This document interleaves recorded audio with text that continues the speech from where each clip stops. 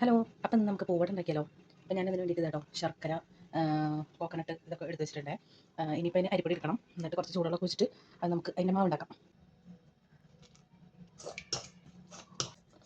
പാളി ഇതിൽ കുറച്ച് വെള്ളം കൂടിപ്പോയി. അയ്യോ, ഇനിയിപ്പോൾ എന്താ ചെയ്യാം? ഞാനിപ്പോൾ ഇത് ഇങ്ങനെ ഒരു ഷേപ്പിലൊക്കെ ആക്കി എടുത്തിട്ടുണ്ട് കേട്ടോ. ഇനി ഇതൊന്ന് ആവി കയറ്റി നോക്കട്ടെ. ഇത് പണി പാളുമെന്ന് അറിയില്ല. അപ്പോൾ ഇത് ഇഡലി തട്ടിൽ ഞാൻ ആവി കയറ്റാൻ വേണ്ടി വെച്ചിട്ടുണ്ടാണ് കേട്ടോ. അടച്ചേക്കട്ടെ.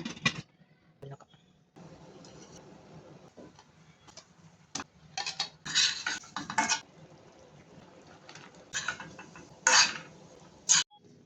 എന്തായാലും പൂവടേനെ മനസ്സിലങ്ങോട്ട് വിചാരിച്ചിട്ട് അങ്ങോട്ട് കഴിക്കാമല്ലേ. എന്നാലും ഞാനിതിങ്ങനെ പാളിപ്പോന്ന് വിചാരിച്ചില്ല. എന്തായാലും കുഴപ്പമില്ല.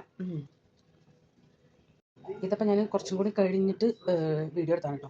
അപ്പോൾ ഇതെന്താണെന്ന് വെച്ചാൽ ആ ശർക്കരയും പിന്നെ ആ നാളികേരവും ഒക്കെ കൂടി ആ അരിയുണ്ടയിൽ അങ്ങോട്ട് എന്ത് നല്ല സെറ്റായിട്ട് വന്നിട്ടുണ്ട്. അതുകൊണ്ട് ഇപ്പോൾ കഴിക്കാൻ നല്ല ടേസ്റ്റ് തോന്നുന്നുണ്ട് കേട്ടോ. എന്തായാലും പക്ഷേ എനിക്കറിയില്ല അങ്ങനത്തെ പലഹാരം ഉണ്ടോ എന്ന് എനിക്കറിയില്ല.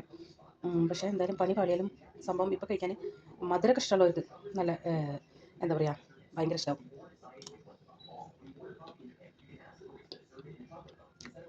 ആ നാളികേരവും എന്താ പറയുക ശർക്കരയും ആ അരിൻ്റെതും നമ്മൾ കടിക്കുമ്പോൾ നല്ല ടേസ്റ്റ് ഉണ്ട്.